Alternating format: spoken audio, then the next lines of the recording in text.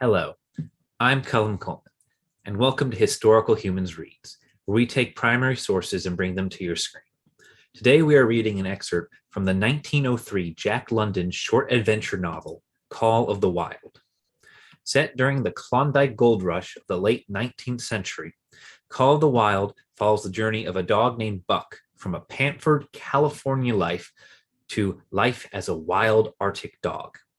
London was a pioneer of commercial fiction, and as such, he became one of the earliest American authors to gain international acclaim as a result of writing. Like our previous week's reading, this work employs the use of phonetic transcription to imitate the speech of real people.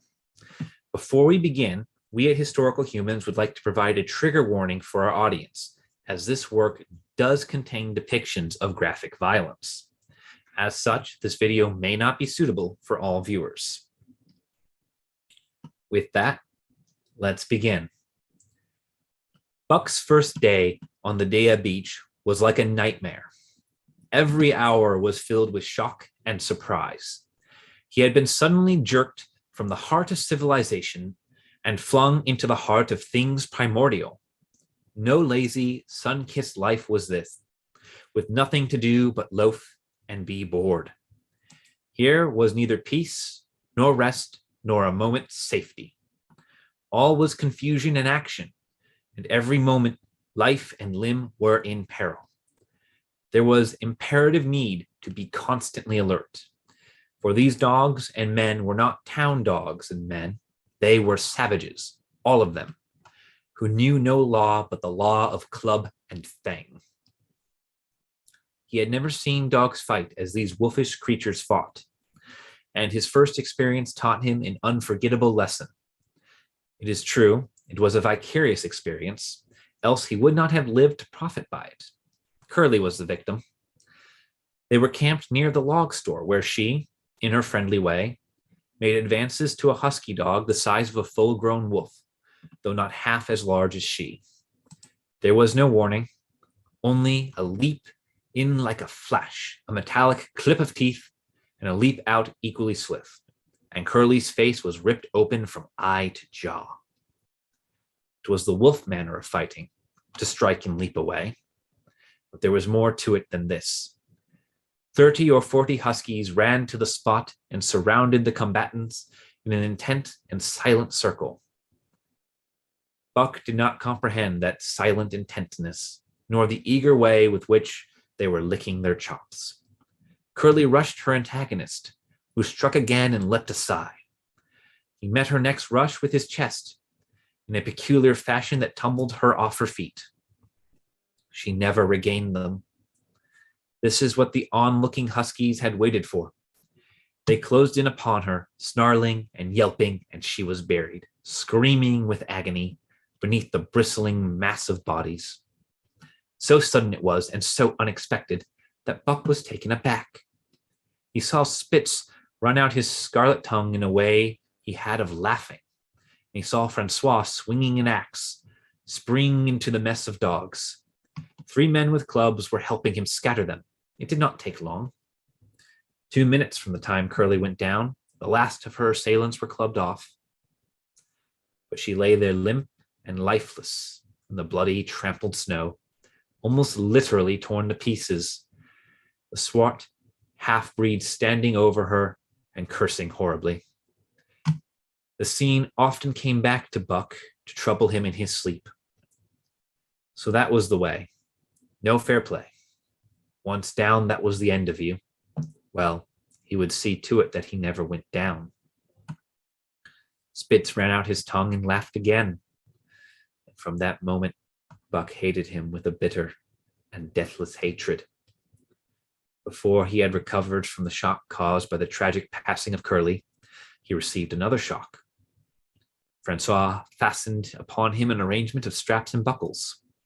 It was a harness, such as he had seen the grooms put on the horses at home. And as he had seen horses work, so he was set to work, hauling Francois on a sled to the forest that fringed the valley, and returning with a load of firewood. Though his dignity was sorely hurt by thus being made a draught animal, he was too wise to rebel. He buckled down with a will and did his best, though it was all new and strange. Francois was stern, demanding instant obedience, and by virtue of his whip, receiving instant obedience. While Dave, who was an experienced wheeler, nipped Bunk's hindquarters whenever he was in error.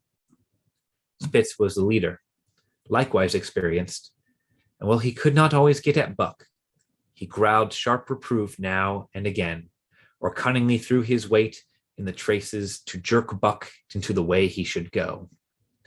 Buck learned easily, and under the combined tuition of his two mates and Francois, made remarkable progress.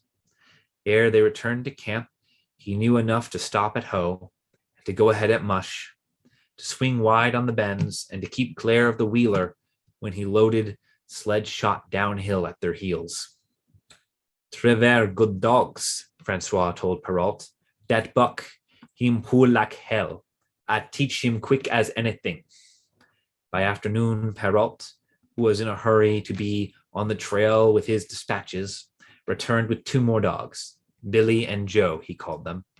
Two brothers and true huskies both. Sons of the one mother though they were as different as day and night. Billy's one fault was his excessive good nature, while Joe was the very opposite, sour and introspective, with a perpetual snarl and a malignant eye. Buck received them in a comradely fashion. Dave ignored them, while Spitz proceeded to thrash first one, then the other. Billy wagged his tail appeasingly, turned to run when he saw that appeasement was of no avail, and cried, still appeasingly, when Spitz's sharp teeth scored his flank. But no matter how Spitz circled, Joe whirled around on his heels to face him, mane bristling, ears laid back, lips writhing and snarling, jaws clipping together as fast as he could snap, and eyes diabolically gleaming. The incarnation of belligerent fear. So terrible was his appearance that Spitz was forced to forego disciplining him. But to cover his own discomfiture, he turned upon the inoffensive and wailing Billy and drove him to the confines of the camp. This has been Call of the Wild on Historical Humans Reads. If you enjoyed this video and would like to hear more excerpts from original texts, please follow or subscribe to us on your platform of choice. If there's a work you would like to hear us read, be sure to like the video and leave a comment naming it below. Thank you for listening.